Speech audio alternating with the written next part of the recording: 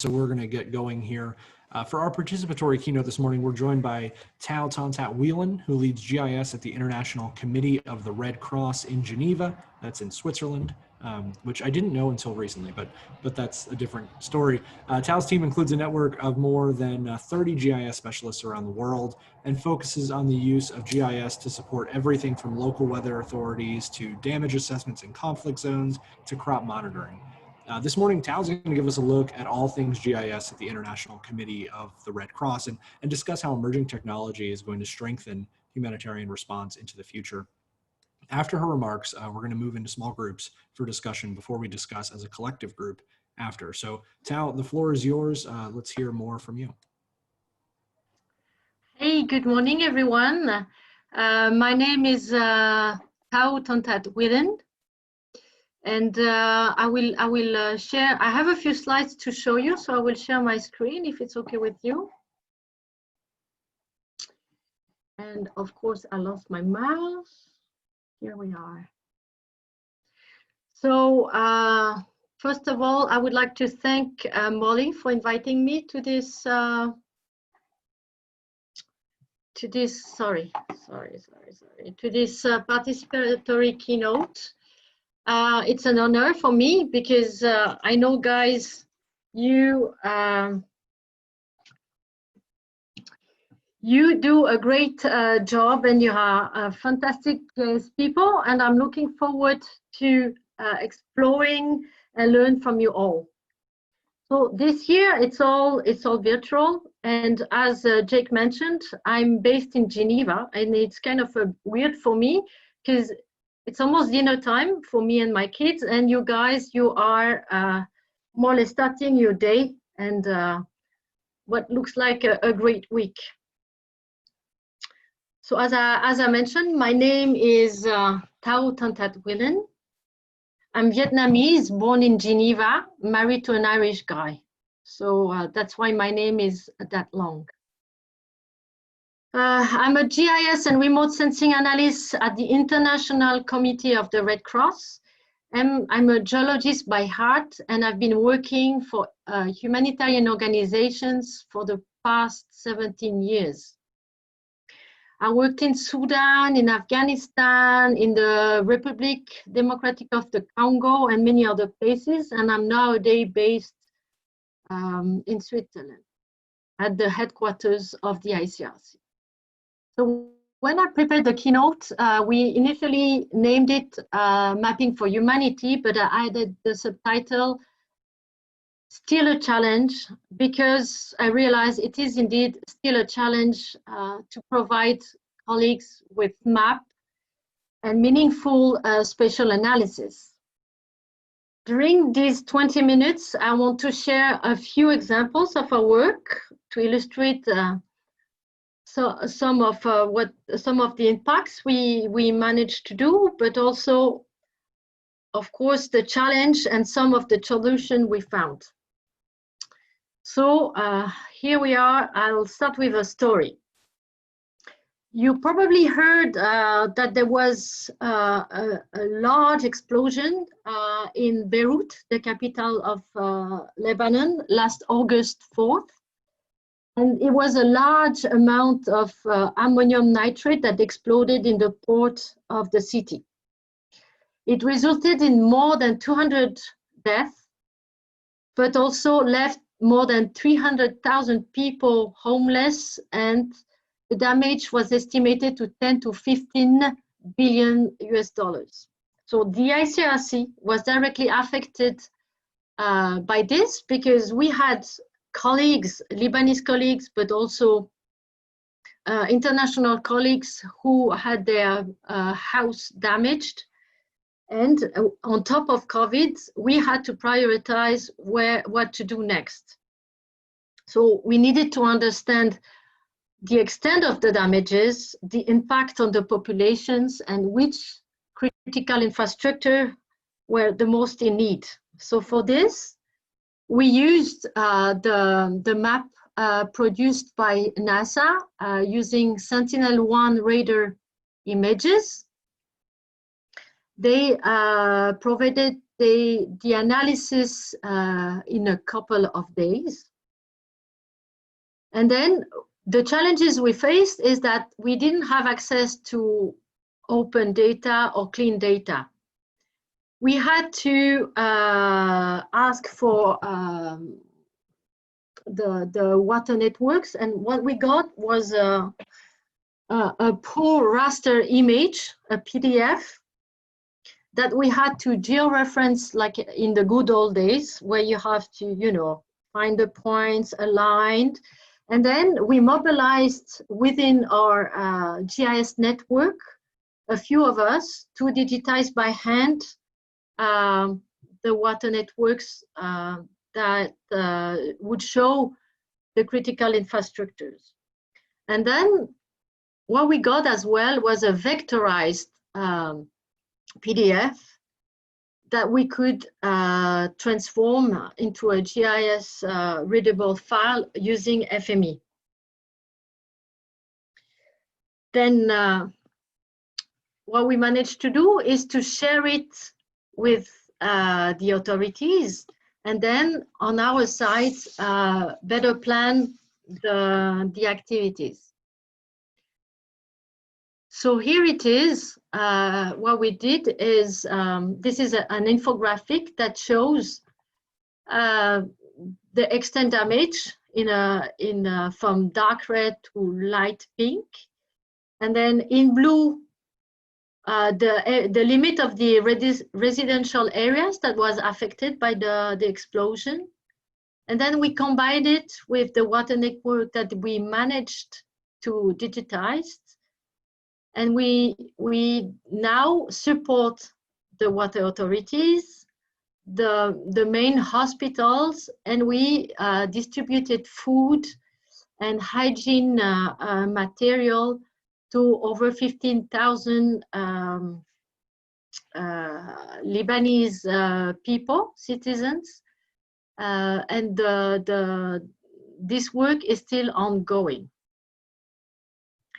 So the challenges we faced in these examples is also very representative of the situation that we faced in other countries like South Sudan, Afghanistan, Central Africa, and you name it, to name a few. And it's a daily challenge, because some of the authorities, they even don't talk to each other because of different reasons. And we, the ICRC, and especially in that case, the GIS team, act as a neutral part, so that we gather and compile the information and make sure that this can be used by the different boards, such as a water board, electricity, so that they can better plan when they expand or when they have to rehabilitate some part of their networks. And sometimes also the challenges that we face is that these authorities do not have necessarily trained staff on GIS. They don't have software, hardware, and we have to make sure that we provide with a solution that would be sustainable for them. And we train them, and we look for solutions that they could deploy themselves. So to go back a bit in history, because the ICRC is an old, very old organization. It all started in 1859 when Henri Dunant, this is the little guy I put on the picture, witnessed the aftermath of the Battle of Solferino, where there were thousands of wounded. And he took care of all the wounded, independent on which part of the battles there were. So then he got the idea to have a neutral, independent organization that would protect the victims of war. So since then, the ICRC seeks to protect the civilians and the people who do not take part to the conflict, and also help them wherever it's possible. The ICRC is also the guardian of the rules, the laws of war, and the Geneva Convention. I don't know if you heard about the Geneva Convention. So here's, I had to put a map. Here's a map of our budget, and you can see that our budget is mostly focused in the sub-Sahel part in Africa, Middle East, but some part also of Asia. In 2020, we are 18,000 spread around the world. We have operation in 19 countries with a budget of about $2.2 billion. And as Jake mentioned, we're about 40 people, 5 in headquarters, and then 35 in about over 26 countries, and we cover about 75 operations. So we do like map, we map the conflict dynamics. Where are the affected populations, sorry, and where are the operations, so that we can better plan and also coordinate with the others about what we do. So the ICRC has a large panel of activities, and I will just explain just a few so that you can see where the GIS part can intervene. So we seek to protect the civilians and the people who do not take part of the conflict by reminding those who participate to the conflict of the rules of law, and that the civilians should not be affected by the war. And it's a quite big challenge.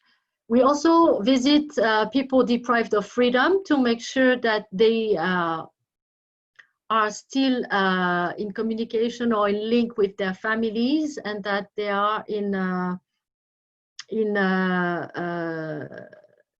proper conditions.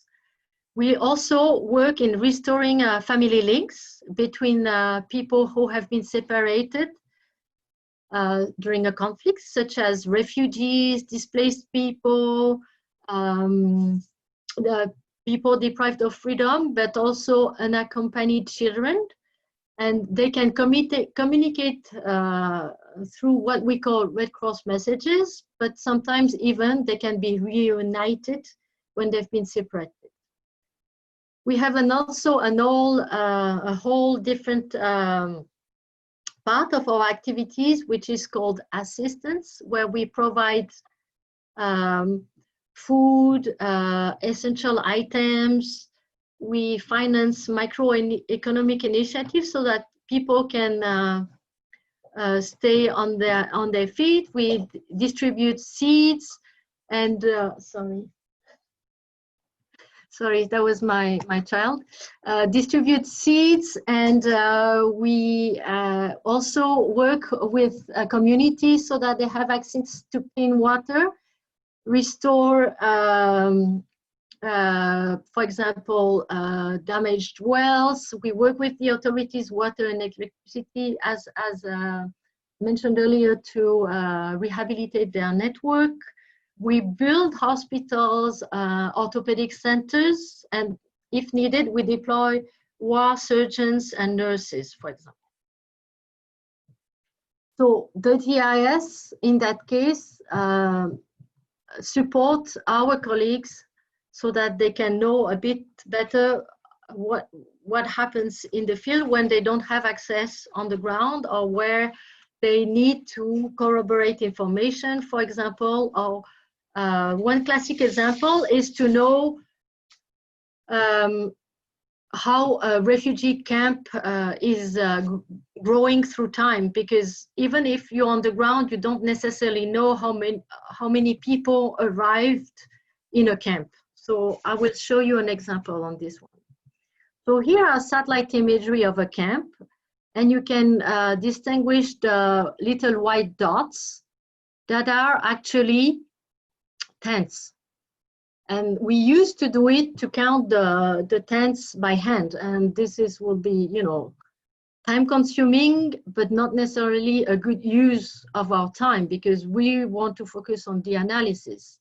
So what we do, we focus on is to use machine learning to count the tents and then estimate the population of this camp through time. So here is a few images that were taken at different time, like within 2-3 weeks. And you can see that in the southern part, it grows even below the clouds. And then you can see now that we have replaced the tents by yellow dots, and each tent host about 5 people, but the blue ones between 30 and 40 people. And in this camp, there are about 80,000 people. So that would help our colleagues to know where to put latrines, where to distribute the food, and well, to better manage this camp, which is about the size of a small town, really.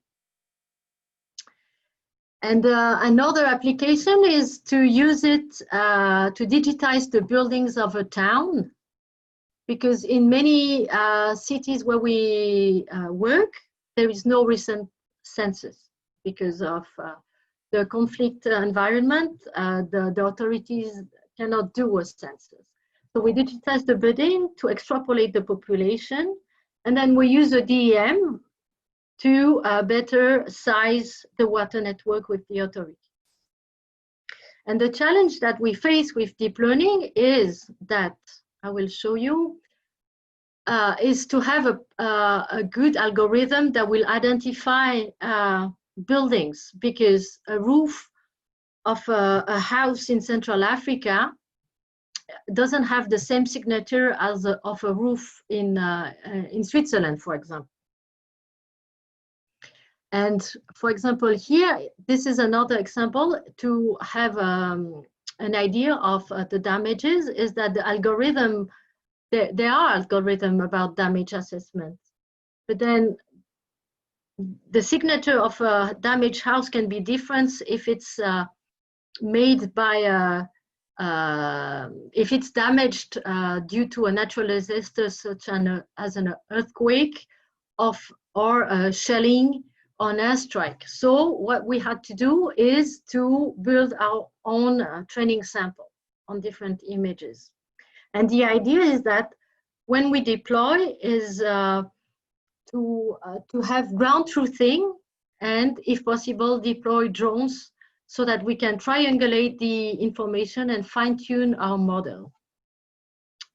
But COVID happened, and since the beginning of the year, we haven't been able to go into a real, between brackets, environment. So we flew over one of our training center and acquired images to train ourselves. So this is a 3D model of our training center. So to summarize a bit, some of the challenges, because I only have 20 minutes, some of the challenges that are faced usually by GIS teams in the humanitarian sector, that is not only the ICRC but other organizations, is the data protection, because we work in areas that are sensitive. How do we reconcile that we want to support our colleagues, but we do not want to harm the population? We work in areas where we have a slow internet connection, and we cannot use any just cloud computing because of the sensitive areas. So we're working on this, on encrypting the data, training more people in the field with proper software and hardware, and try to do it just directly on the ground so that we can have a direct response. And how also do we still have us GIS people still an added value while more and more people process and visual geodata without GIS software?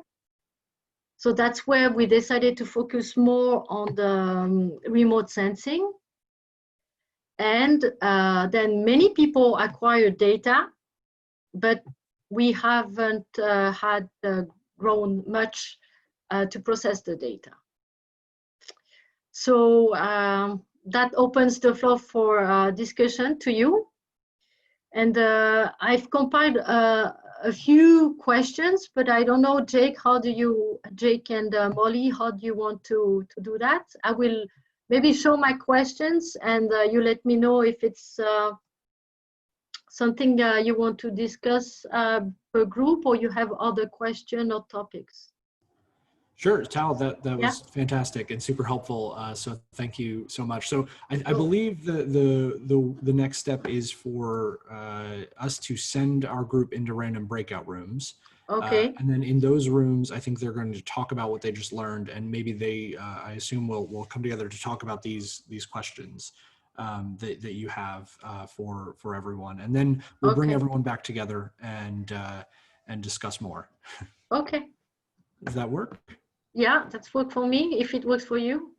Okay, so everyone, everyone will be moving to breakouts. You'll be assigned to randomized breakouts, and from there we'll then come back together to discuss these points. There is someone, I can see someone ask a question. Okay. Maybe I'm missing something. Oh, yep, okay. Yes, everyone should be receiving an invite for breakout room right now. So click join breakout room and you're good to go.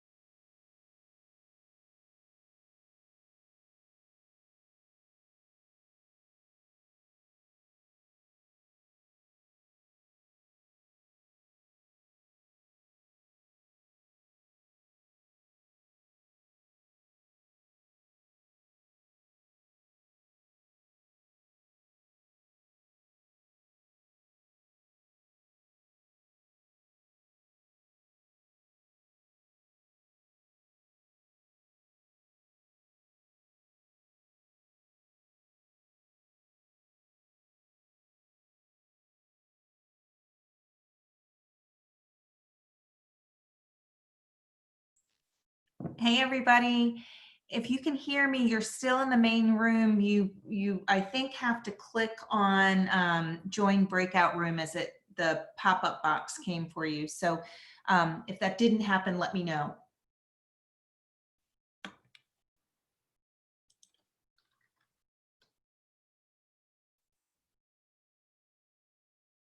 Charge of the networking, of making sure that everybody knows the ICRC, what we do, that we are neutral, and we try to reach the most vulnerable. And yeah, that's a constant effort for that. So I hope it answers your question. Great. Thank you, Thao. And any other hands out there for folks that would like to weigh in? Feel free to raise your hand. Frank, over to you. Yeah, thank you. That's shined a new light on some new aspects of data privacy and data, sensitivity. To me, we take a lot for granted that some facts that we assume are objective facts in other parts of the world are a matter of dispute and debate and crisis. It's really good for us to get that global perspective.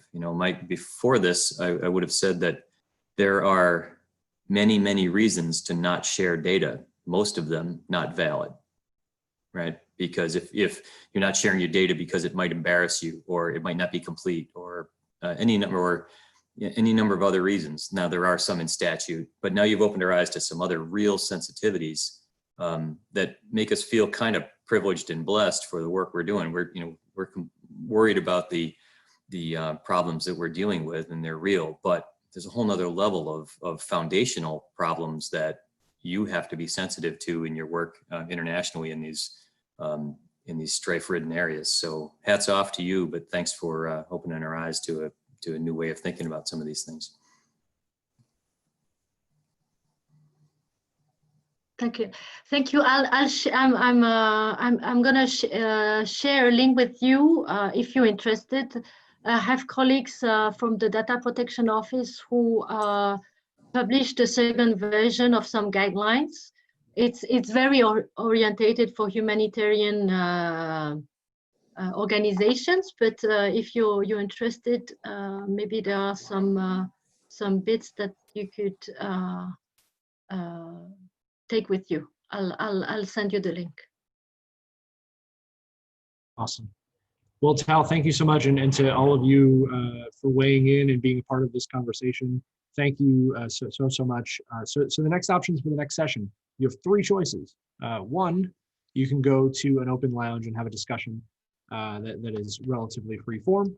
That's a good option. Option two is that you can tune into some of the on-demand content as a part of the program, and I've poked through a lot of that. Looks really good. So make sure you tune into that. And then option three, you have the state and tribal collaboration meeting. All of the links for those sessions are in the agenda at a glance. So feel free to jump to the session that you prefer, and look forward to seeing you back after the conclusion of the lounge.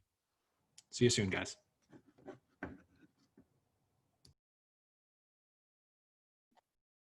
Bye. Have a good week. Thank you, Thao. Bye. Bonne journée. Bonne journée.